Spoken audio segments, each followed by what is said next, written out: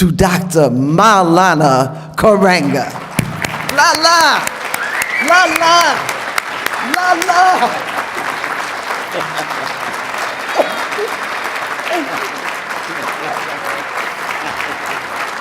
Thank you, Sam.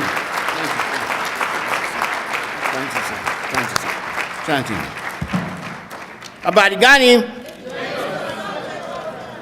Jema hofu ni koina. Assalamu alaikum. Habari gani ndugu na dada? On behalf of my organizations, us, and the National Association of Kawaida Organization, on behalf of my house, my friend and companion in all things good and beautiful, Tia Moyo, give her a hand.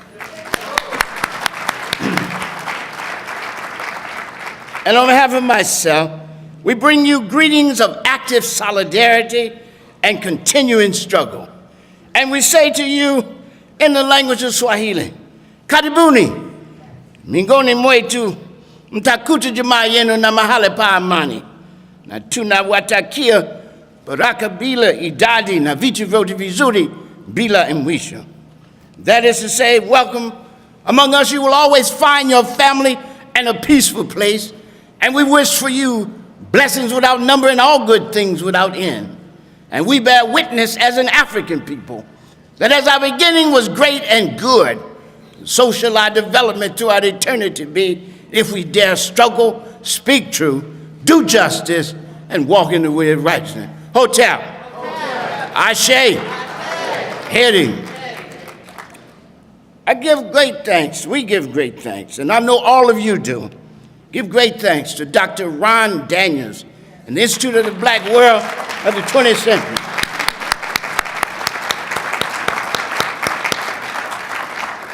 For pulling us together in so many ways, but especially on every four years, so that we can sit down and meditate on the awesome meaning of being African in the world, the awesome responsibility it gives us as not only fathers and mothers of humanity and human civilization, authors and heirs of the, not only fathers and mothers of humanity and human civilization, not only the sons and daughters of the Holocaust of enslavement and the authors and heirs of the reaffirmation of the 60s, but actually living embodiment of a social and moral vanguard that began at the beginning of time.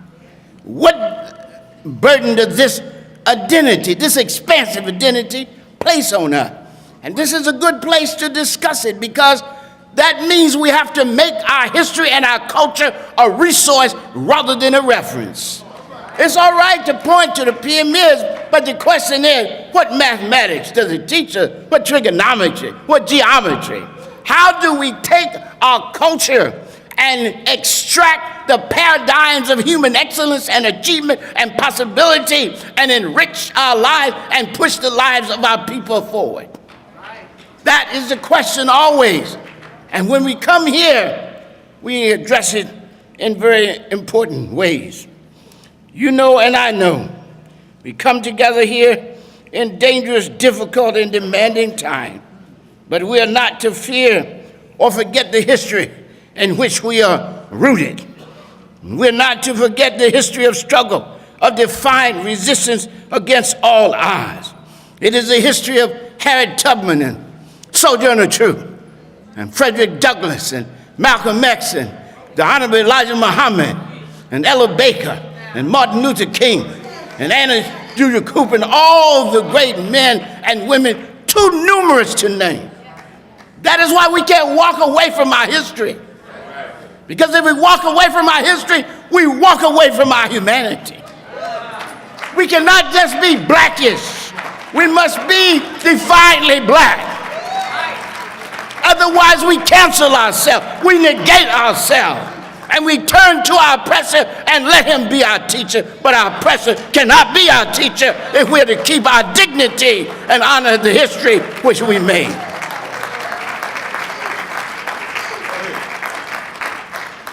It is in our history that we are obligated, morally obligated. The Hosea, the sacred text of ancient Egypt, says that we are morally obligated to bear witness to truth, to set the scales of justice in their proper place among those who have no voice. So we must ask ourselves, who is afraid of the big white wolf? Have we not met him before in worse circumstances? If you think this is terrible, look at the Holocaust of enslavement that Harriet Tubman and Sojourner Truth and Fred Douglass and Nat Turner and Denmark Vesey and Gabriel and Nana Prosser. And we, like Harriet Tubman, must not escape in enslavement or servitude and seek a comfortable position in oppression, but must turn around, face our oppressor, and dare expand the realm of freedom and flourishing for all of us. We bring you greetings also of our 51st anniversary of our organization. We try to embody what we teach. That's why we don't turn our back on our history and our culture. 51 years of love and struggle and institution building and service to our people and struggle against our oppression. We are not many left. You know that. And we also bring you greetings, pre-Kwanzaa greeting, because this year we celebrate the 50th anniversary of Kwanzaa.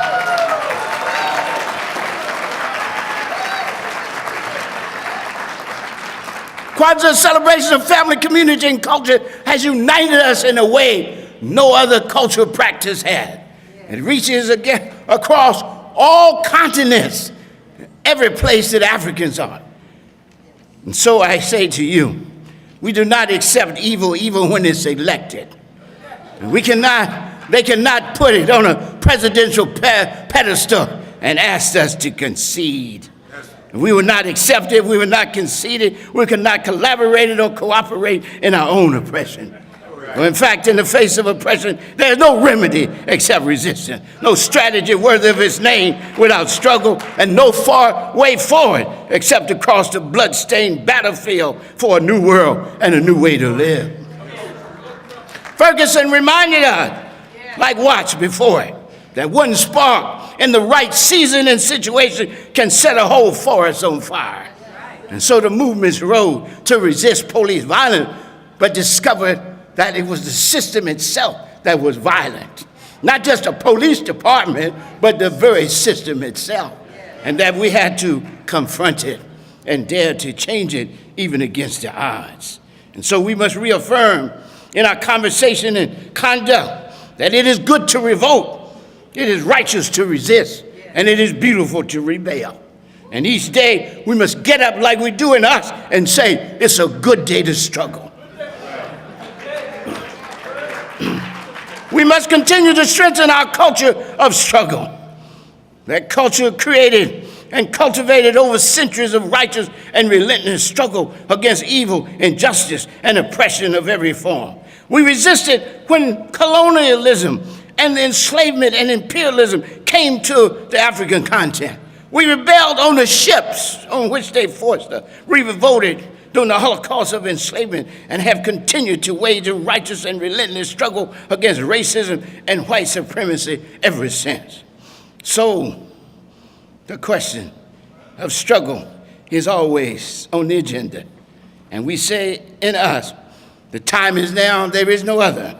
Struggle is the way forward. There's no alternative, and we are the ones, there's no avoiding it. The first part of our theme for the conference is this nation time again. This speaks to the ongoing need to strengthen, to build, and rebuild our community. For a nation above all is a community, that is to say, a source and site of commonality and kinship. We share views and values, we share life chances. We share the struggle to bring good into the world. I repeat, struggle, community is a source and site of commonality and kinship. Indeed, we can define a nation as a community which is defined by, one, a common history, that is kinship in time and space.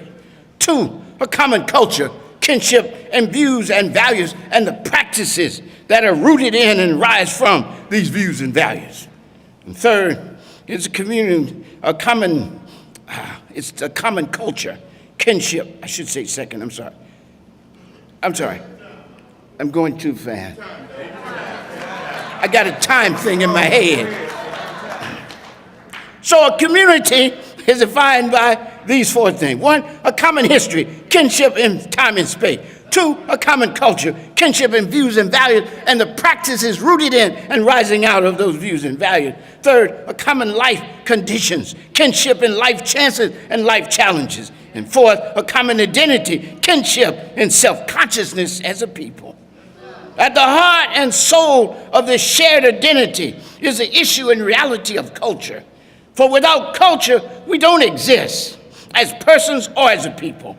And here, I want you to see culture in its most expansive form. That is to say, it is the totality of thought and practice by which a people creates itself, celebrates, sustains, and develops itself, and introduces itself to history and humanity.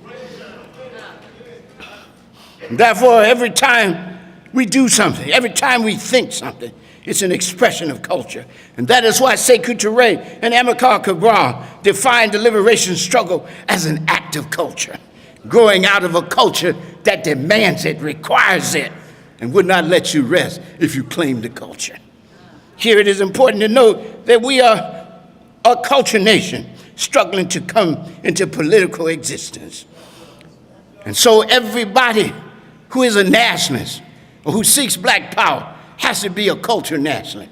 You can be a revolutionary cultural nationalist, you can be a reactionary, just like you can be a reactionary political nationalist, or religious nationalist, or economic nationalist, or you can be a revolutionary culture nationalist, religious nationalist, political nationalist, and economic nationalist. Don't confuse qualities of social motion with areas of social focus.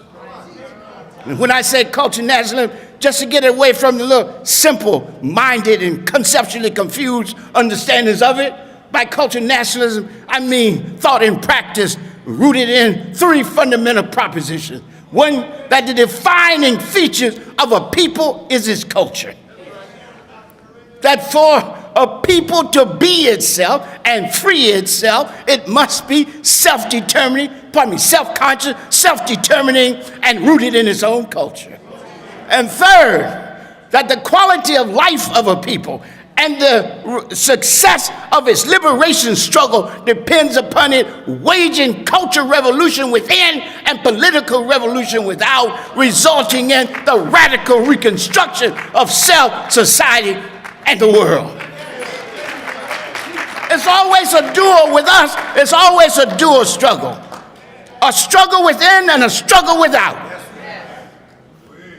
That is why Fanon said, we don't just want to decolonize the land, we want to decolonize the person. And so as we build the struggle, keep in mind that until we break the monopoly that the oppressor has on so many of our minds, liberation is not only impossible, it's inconceivable. If you can't achieve reform, how do you imagine revolution? So we have to think radically, and we have to think deeply, and we have to think oppositionally, but we also have to think affirmatively. We have to affirm ourselves and get away from the language of pathology when we talk about black people. I'll criticize things that are done, but I'm going to also tell you how great we are and how we have been resilient and resourceful and how we have been the moral and social vanguard of this country that not only aided ourselves, but expanded the realm of freedom in this country and informed and inspired struggles in this country and all around the world. So we don't walk in or bow in the pale shadow of our oppressor and ask for answers. Our oppressor cannot be our teacher. One of the greatest, I've said this so many times, one of the greatest powers in the world, his ability to define reality and make others accept it even when it's to their disadvantage. And that's what the media is trying to do, to get us to accept things that are to our disadvantage. They're called anything a victory they celebrate. They celebrate a TV reality star, right? And they want us to call it president. And they want us to defer to it. And they keep saying, well, he's won.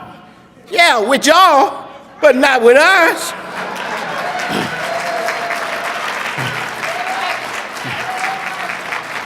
A second theme in the conference is empowerment of the people. That is empowerment of our people, black people. Here we would clearly be remiss if we did not note that 50 years ago, Congressman Adam Clayton Powell called us together in Washington, a group of leaders from across the country, to discuss the meaning and practical goals of black power as a movement, to define areas of focus for action, and to plan a series of conferences to identify best ideas and practices and create a cooperative national and international initiative for the empowerment of our people. And as Dr. Daniels says in the opening pages of the program, this is a continuation of that initiative. We continue our history. We push our history forward. We dare to reconceive and reconstruct the space we occupy. And that means learning from the past. It's uninformed people that does not read and learn from its past. In fact, we say this is our duty, to know our past and honor it, to engage our present and improve it, and to imagine a whole new future and to forge it in the most ethical, effective, and expansive ways. And so we put together there in Washington in '66, a steering committee created to carry out the decision of the initial summit. The members were Dr. Nathan Hare from Newark here, who was the chair, myself, who was vice chair and chief theoretician, Chuck Stone was in PR, and then Omar Ahmed from New York, and Isaiah Washington from New York, organizers also. The first was here in Newark, and guess what? In this very site. It was here. So again, we are carrying forward a tradition. We struggled over black power. So when you say the empowerment of the people, somehow we have to find out what does that involve, right? And we have to have a framework for discussing how to empower our people. Because no strategy is worthy of its name that does not put the people at the heart of it, right? That is why we took seriously, Nkrumah said, go to the people, start with what they know, build on what they have, love them, right? Learn from them. They are an infinite resource, and we must get in there and develop that so that they have space for their voice, their visibility, and to reaffirm their value in practice. That's what we need. And so here we are, black power, we said. We said, and I offered this definition in the midst of so many, it's a lot of definitions, right? This is just a Kawita definition. Black power is a struggle and capacity to achieve and sustain three basic goals: self-determination, self-respect, and self-defense. And this is still good, I would argue, and we have had this conversation for 51 years, right? Self-determination means the control of the space we occupy at a minimum, to control the political and economic and cultural institutions and processes of our community, to receive and exercise right representation and participation in all processes and decisions that affect our destiny and daily lives, and an equitable share of the resources of society that we help create. It requires also a political consciousness, though, and responsibility from us. And that means we take seriously the fundamental principle that we are our own liberator, that a people that cannot save itself is lost forever.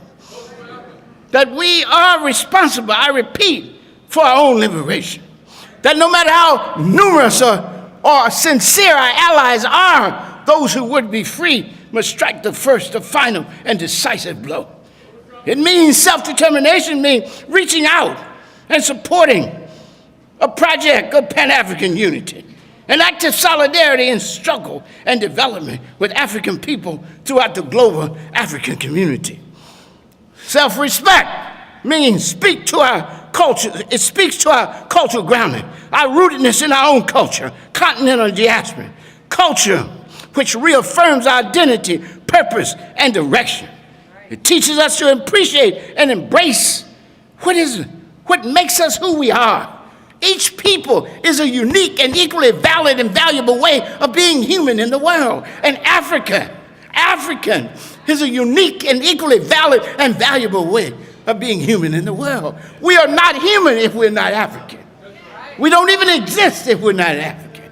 We're hanging in limbo looking for someone to tell us who we are, what we should do, and how we should do it.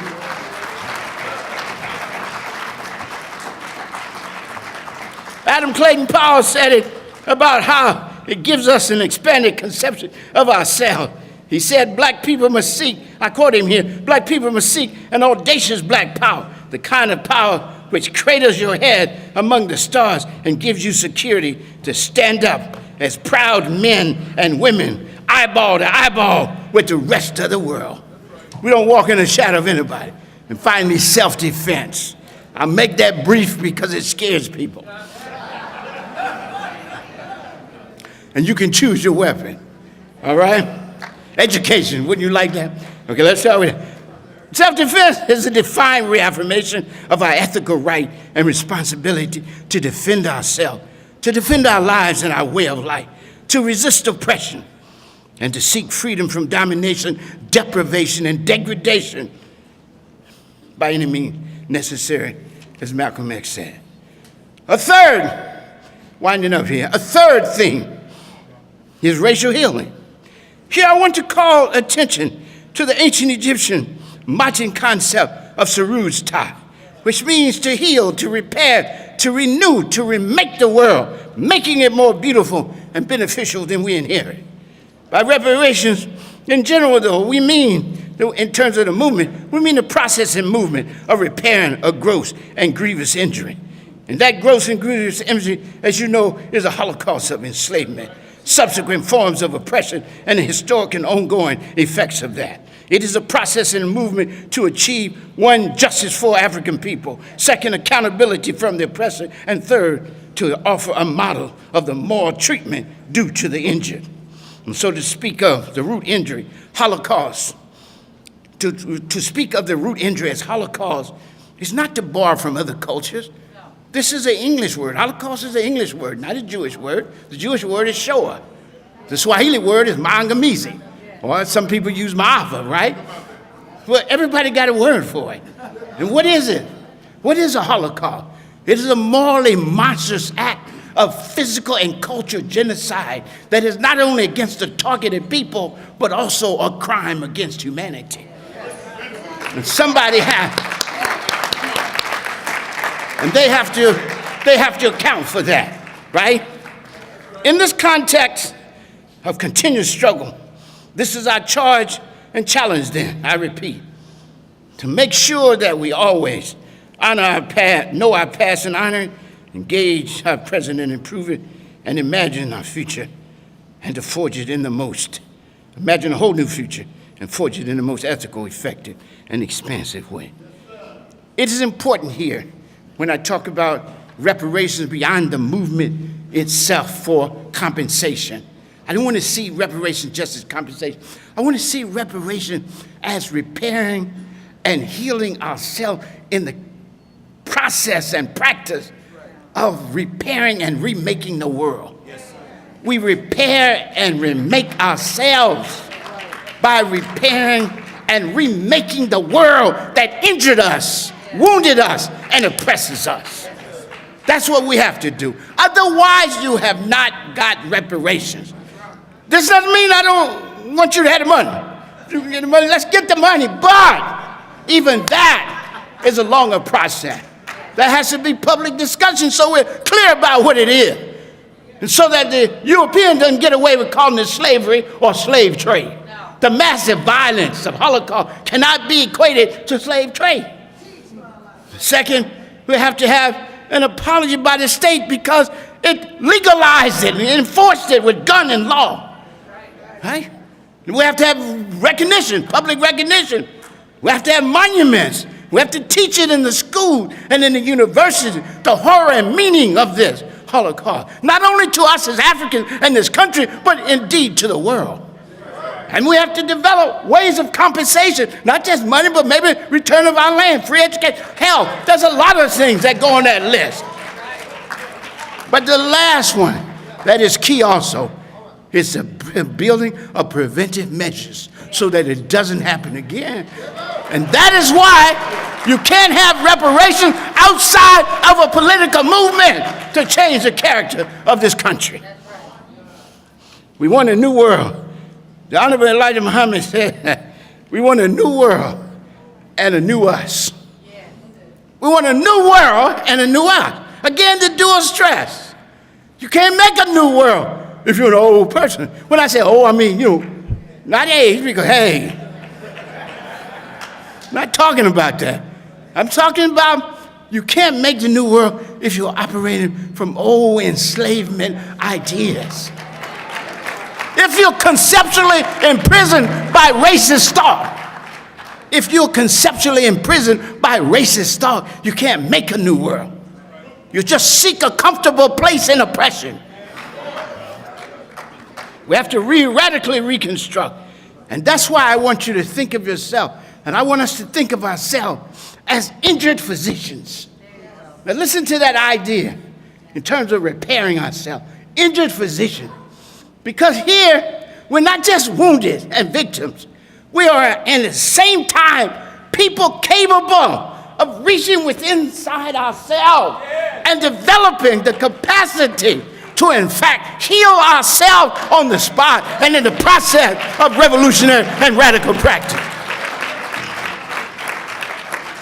So let us pick ourselves up, black people, wipe the blood off our face, bandage our wounds, and resume the struggle.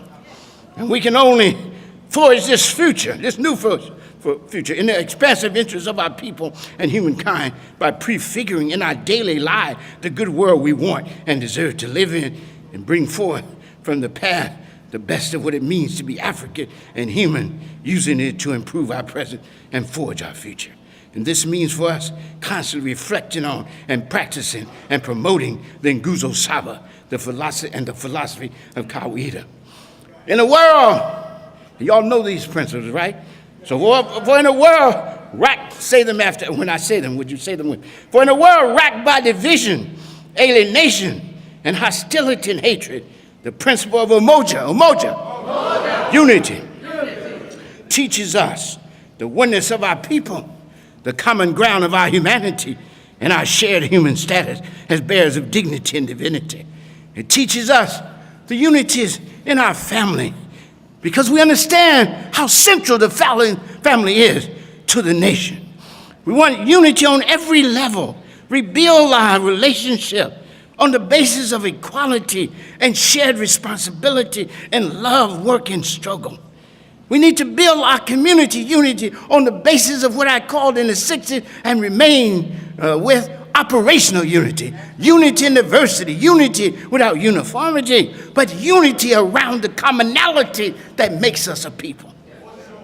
We need a Black United Front, and we need an overarching movement in which all the movements we know are self-consciously a part and partner of this awesome and unavoidable struggle.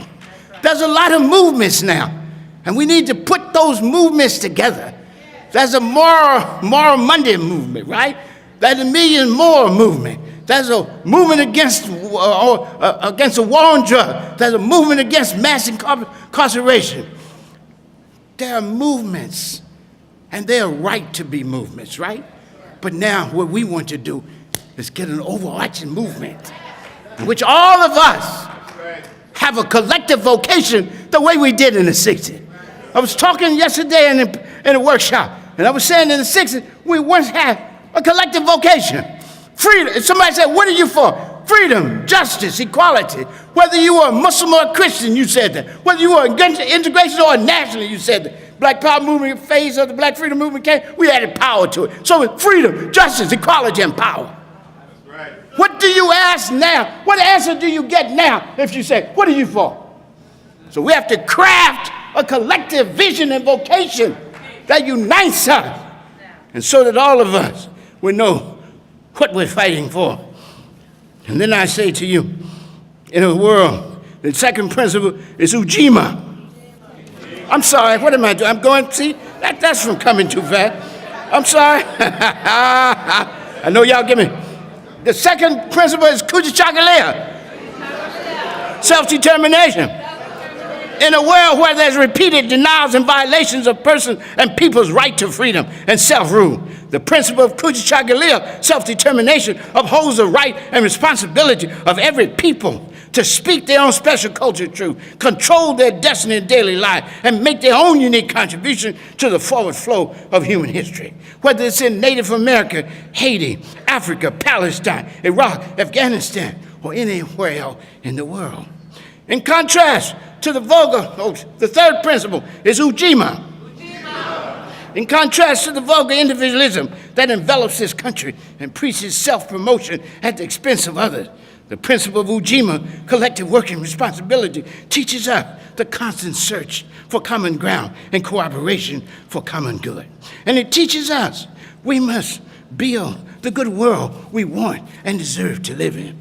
And it also teaches us, as Dr. Daniels talked about earlier, about the need for intergenerational conversation, collaboration, cooperation, and solidarity. Because how else will we transmit the tradition of struggle, the vital concepts and practices of leadership, knowledge, skill, and experience, and relational network built over time by those who are older? In order to do that, we have to do it on the basis of principle. We can't just praise people. Rescue me if I'm wrong. That's some basic one. First, mutual respect for each of us, young and old, middle-aged. Second, mutual receptivity to each other's interests and concerns. We got to reach out to each other. We got to reach out. They got to reach out. Otherwise, you do what many parents do, turn themselves into just praise singers and ATMs when everything else fails. We got to teach the tradition, right? So mutual receptivity to each other's interest and concern. Third, reciprocity in all exchange. Fourth, mutual caring for each other. We can't just say, I love you. Love is a practice. I can't tell my house, I love you, and I'm not there and doing nothing. I'm just sending notes, you understand? Rescue me if I'm wrong. So a lot of times people go, I love you. What have you done? You don't even know what my budget is. You don't know my program. You don't read the Kwanzaa book. You might have what is it? All you want to know about Kwanzaa, 10 pages? Okay, I'm lightening up. Okay, but I'm just showing you, love is a practice. In the final analysis, black people, every principle to be real must become a practice. I repeat, every principle to become real must become a practice. 5, shared discussion and decision-making. 6, relational protocol. And 7, shared commitment to our people and their ongoing struggle to free themselves, be themselves, and flourish in their own way. Next point is Ujamaa. Real quick, I'll be short on these, Ron. I know we're running time. Thanks for your understanding, okay? Okay, good, all right. In a world where corporations export their wares and waste all over the world and appropriate other people's wealth and their future under destructive practices and deceptive name of globalization, the principles of Ujamaa, cooperative economics, upholds the values of shared work and wealth, of the right of all to an equitable share of the good in the world. Teaches us to respect the environment and resist the plunder, pollution, and depletion of all. In a world where purposelessness is pervasive and people so often have less identity and purpose and direction than they need and deserve, the principle of neo-purpose teaches us a collective vocation of constantly building and developing community and the overarching ethical obligation to constantly bring good in the world. It means to raise up what is ruined, to repair what is damaged. In a world where lives and lands are regularly destroyed and persons and whole peoples and environment are relentlessly degraded, the principle of Kumba creativity puts forth the ancestral ethical teaching of Saru's Ta, the obligation to constantly heal and repair the world, making it more beautiful and beneficial than we inherited. And in a world where faith is funded and religion is as obsequious servant of racism, and outrageous claims of the right to rule and ruin the lives and land of the vulnerable. Imani faith teaches us to believe in the good, the right, and the possible, and to join our faith with work and struggle to bring into being the good world we all want and deserve to live. The months and years ahead will call for a dedication, discipline, and sacrifice which characterizes a constant soldier. The Ifa, the sacred text of our Yoruba ancestors, tells and teaches us, quote, a constant soldier is never unready, not even once. Indeed, it can be said that we're not really soldiers if we're not soldiers for all seasons. We of us said in the 60s and repeat still in 2016, we're lions in winter as well as summer. We are pleased when spring comes, but we do not shake or shiver when the cold winds of winter enter at the end of autumn. So this is my message to you, summing up. What else can we offer but struggle? So the first message, continue to struggle. Keep the faith, hold the line, love our people and each other, seek and speak truth, do and demand justice, be constantly concerned with the well-being of the world and all in it, and dare to rebuild an overarching movement that prefigures and makes possible the good world we all want, work for, and deserve. Hotel.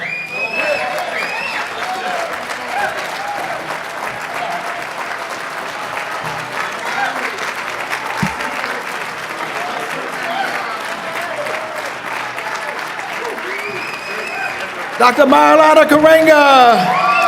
Dr. Maulana Karenga.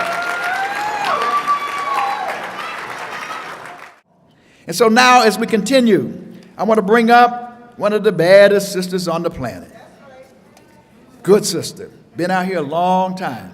And I got to tell you, she was in all them sessions. And she was a part of the planning committee. She came to all the meetings, if you will, doing an outstanding job. We bring forth now to introduce our keynote presenter for the hour, sister, warrior woman, Frederica Bay, founder of Women in Support of the Million Man March. Give it up for our dear beloved sister, Frederica Bay.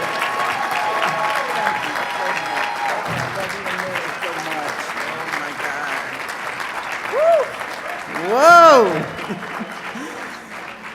In the most holy name of Allah, most gracious, most merciful, I bear witness that there is no God but Allah, and Muhammad, Jesus, Moses are his worthy servants. I greet you in the greetings of peace of Assalamu alaikum, Hotep, Abaragani, all of the good greetings of good people. I cannot thank God enough, Mr. Mayor, and the Honorable Minister Louis Farrakhan, our beloved Ron Daniels, and oh my God.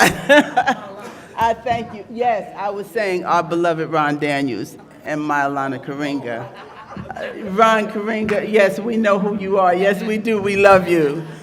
I cannot thank Ron Daniels enough for blessing us with the honor and the privilege of introducing our deliverer, the wonderful counselor, the Honorable Minister Louis Farrakhan. I cannot thank you enough for blessing us with this honor.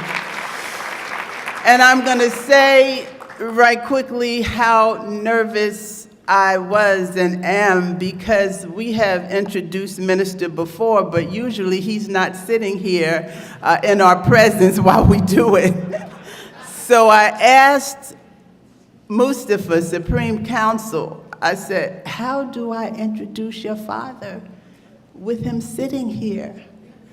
And Supreme Counsel Mustafa said, with your heart. With your heart. So we're going to say Minister Donna Farrakhan, who is absolutely the incarnate of her father. I thank you so much. You are such an inspiration. that on behalf of the women in support of the Million Man March, who in 1995 heard the call of the Honorable Minister Louis Farrakhan, and we gathered, struggled, strived, and gathered together 50,000 men from the state of New Jersey. And with those men, please stand right now, everyone in the room who went to the Million Man March in 1995, every brother, every sister, please stand. Oh, Allah. Give them a warm round of applause. They closed down Washington, D.C. that day. President left town. They had airplanes in the air waiting for our black men to cut up, and not only did 1 million men come, 2 million black men gathered in Washington, D.C., October 16, 1995, and we will ever be in your debt, the Honorable Minister Louis Farrakhan, ever. So I just want to say just a couple of things before I take my seat. I know the time is, but we have to take just a moment. This conference, I have two mayors on the stage, Mayor Dwayne Warren. Mayor Dwayne Warren was our attorney for Wisdom. He was our attorney at our school. We thank you so much. He's the mayor of Orange, and certainly our Mayor Ras Baraka. Absolutely, absolutely. We have a very beautiful picture of the Honorable Minister Louis Farrakhan and our honoree of this auspicious 5 days, Dr. Ron Daniels. And that is that powerful man right there, dedicated to the memory of Amiri Baraka. That is a powerful spirit forever and ever, amen. We knocked on the door of 808 South 10th Street, and our beloved sister Amina Baraka, who couldn't be here today, she said, Frederica, I had to put a note on the door.